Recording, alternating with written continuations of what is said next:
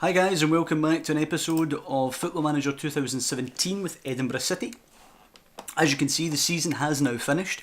When we last left off, we had just defeated Peterhead at home, and we were preparing for a trip away to Airdrieonians, which was always going to be a tough ask. We do lose the game 2-0, as you can see here. Going into the game, we had 6 shots to their 15, and only 1 on target to their 4, 22 fouls versus their 12, and we pick up the only booking of the game. We have 55% possession to their 45. But overall, the game pretty much in Airdrieonians' favour. We didn't give them too much trouble this time. We took 132 fans away to this one, which is a pretty good travelling support there for us. Unfortunately, Ali Roy in the 43rd minute and then Andy Ryan in the 49th minute hitting us either side at half time. And we don't manage to take any points from this one, but it was another good effort. I mean, Ali Roy here on loan from Hearts of Midlothian.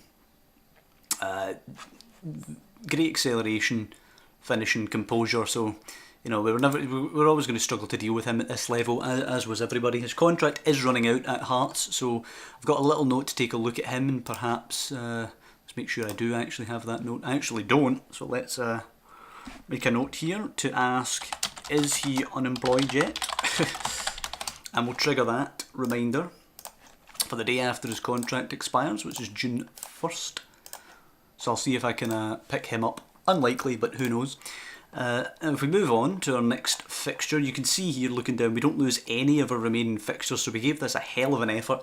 We were away at Queen's Park, which is another tough ask. 1-1 it ends, 6 shots to their 7, 1 shot on target apiece, and we both score the shot, 19 fouls to their 12 and a booking apiece as well, 57% possession to their 43. Just after half time, Adam Watson puts us ahead. Possibly, at that point you're hoping we can go on and get 3 points here. Unfortunately, Jamie Longworth does score the equaliser in the 50th minute, so we weren't ahead for all that long, and we do share the points today. Only 79 fans travelling to this game, and we do pick up the point, which is not bad, and it does start this unbeaten run we're about to go on. After that, we host Brecon City, who are down there at the bottom of the league. We hope we get 3 points in this one. 13 shots to their 11, 7 on target to their 4 and 19 fouls to their 12, 3 bookings versus their 1 and 59% of the possession to their 41. So we had a relatively even game actually with Brecon. We've never actually just swatted Brecon aside this season. They've always given us a pretty good game, so I was happy to get the 3 points off them here. Josh Walker, 28-minute mark, puts us 1 up.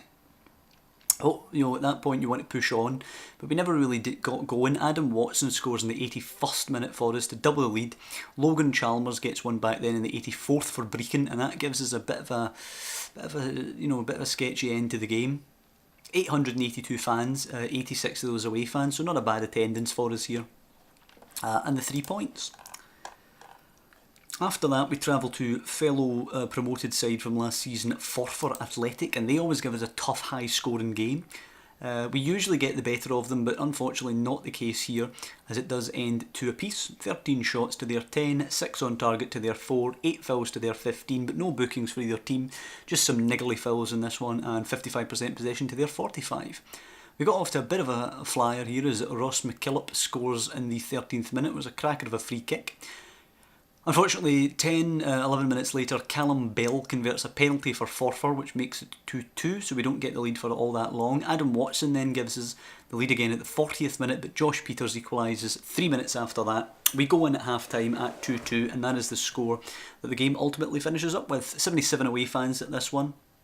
Again, not a bad travelling support. We're slowly but surely building that up. We'll build as we go up the divisions, as we establish ourselves as more of a credible threat in Scottish football. So a point there away is not a bad result. Then we host Stranraer, who we do have a good record against, and we batter them 3-0. 12 shots to their 6, 9 shots on target today. They didn't manage a single shot on target. 18 fouls to their 17 and a booking apiece. 59% possession to their 41. After 10 minutes, Scott Gibson, playing at left wing back, scores. 2 minutes later, he does it again. And then it's all the way to the 80th minute before Adam Watson, who you might be able to tell by now was on fire, he scored again in the 80th minute, and that made it 3-0. 938 fans here, only 64 of those away, so a pretty good turnout as we build towards the end of the season. Another good win gives us a chance still of making something in the playoffs, but certainly helps us keep the teams behind us at bay.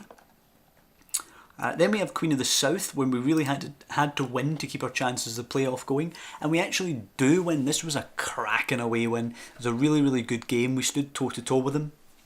15 shots to their 11, 6 on target to just their 5, and 17 fouls versus their 13. We do pick up the 3 cards, insinuating we were putting the boot in a little bit.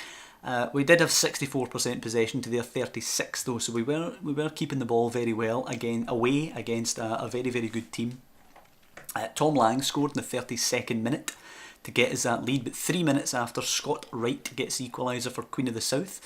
At that point I actually frankly thought that Queen of the South would push on and get the win here, but we go in at half time at 1-1. I have to encourage the boys to go out and actually push forward here. Getting a draw here wasn't really going to help us at all, so we had to go for the throat and get the win. Josh Walker pops up in the 75th minute. He had a cracking game, man of the match today, and he does score the winner, and we walk out 2-1 winners against Queen of the South. Put a pretty big dent in their title aspirations, by the way, with this victory. 118 fans away, nearly 2,000 overall in attendance here in Dumfries. So a good big match experience for some of the boys, and they held well. Next we hosted Stenhousemuir, hoping to make it 3 wins in a row, which as you can see we did do. 21 shots to their 11, 12 on target to just their 6, 14 fouls to their 15 and a booking apiece, 62% possession for ourselves to their 38. As you can see, a cracking high scoring game here. Fraser Kerr gets Stenhousemuir off to a flyer in the 6th minute, before Uzi C and Scott Gibson score in the 22nd and 26th minutes respectively. Willis Furtado scores for Stenhousemuir just before half time, and we go in at 2-2. Cracking high scoring game. Again, I have to just encourage the boys to go out and push on, because a draw here did nothing for us. 8 minutes into the second half, Josh Walker with another man of the match performance pops up with a goal that will win the game at 3-2 for us here. Over 1,000 fans here, 1,049, 99 of those travelling away supporters. The attendance is building as we get to the crunch time of the season. With this win, we were in a position where we could make the playoffs if we won the last game of the season. So we go into the last game of the season against St Mirren, who have been an absolute thorn on our side this season. We've drew with them quite a few times, but we were 3-0 up in one of those games, and they came back 3-3. So we found it really tough trying to beat St Mirren. Incidentally, if we drew this game and Forfar managed to beat Queen's Park, then we could also have made the playoffs. Tough game for us today, as it usually is against St Mirren. 8 shots to their 13, 5 on target apiece, 20 fouls versus their 11, and we pick up the 2 bookings here in the game. 55% possession, their 45. Danny Carmichael scored for them in the 38th minute, which sent us in at 1 down at the break. Again, had to just lay into the boys and really encourage them to get forward here. Josh Walker scored a penalty in the 68th minute, which gave us a chance. We kind of went gung-ho then, threw the kitchen sink at them, but they held on relatively comfortably, if I'm honest about it, and we get the 1-1. But unfortunately, Forfar losing at home to Queen's Park consigns us to finishing 5th, just outside the playoff. If you actually look at the attendance today, only 250 away St Mirren fans, and we packed in over 1,900 people here today, so by far the biggest attendance we've ever had. Hopefully that will hold next season. I imagine it's boosted because we had the chance of making the playoff last game of the season, something still to play for. But hopefully it will hold going into next season, and we can get some attendance figures up here. If we take a little look at the league table now, just to round out the season, you can see we do finish in 5th, 2 points behind St Mirren, 3 behind Queen's Park, never troubling Queen of the South or Airdrieonians there, 11 behind Queen of the South, and a massive 15 behind Airdrieonians, who kind of ran away with the league a little bit. It's 5 back to Stranraer, and it is 9 back to Forfar and Stenhousemuir, and a gigantic 29 back to Brecon, and 33, would you believe, back to Peterhead. So we did well. We've consolidated ourselves in the league, and hopefully we can use this as a platform to build on for the future. We also had the best goal difference in the league outside of the top 2, getting 10, and only Queen of the South with 20, and Airdrieonians with a mighty 37 could beat that. So Airdrieonians will go up. Coming down will be Ayr United, and Alloa will face the playoff. Alloa well could lose that. I wouldn't mind getting rid of St Mirren or Queen of the South in exchange for Alloa. If we go down the way, Albion Rovers coming back up. They kind of ran away with League Two there. Clyde, Stirling Albion or Cowdenbeath also could come up as Brechin face the playoff in the other direction. What I want to turn my attention to now is transfers. We have 2 transfers confirmed on a free transfer coming in. We have Olumide Duroyaye, probably butchered that, but he's coming in from East Fife. He had a decent season down in League 2 for East Fife. If we look at the history though, he did play in League 1 for them, played pretty well. He's a decent lad, you know, he's got good tackling stats there. He'll be a good boy in the middle of the pitch. We also have Darren Lyon joining us from Hamilton up in the Premiership there. So he's got some pretty nice stats as well for this level. You know, 12 technique there, 11 passing, 11 first touch, only 22 years of age. He's got a 11 to 13 marking there as well. Only 10 tackling, but not a bad player. Aggression, bravery, determination, stamina, all the things that we kind of need. Only 22, as I say, so he could develop. So he'll be great at this level, I think. He's already, if we look at comparison, compare him with Josh Walker, probably our best midfielder there.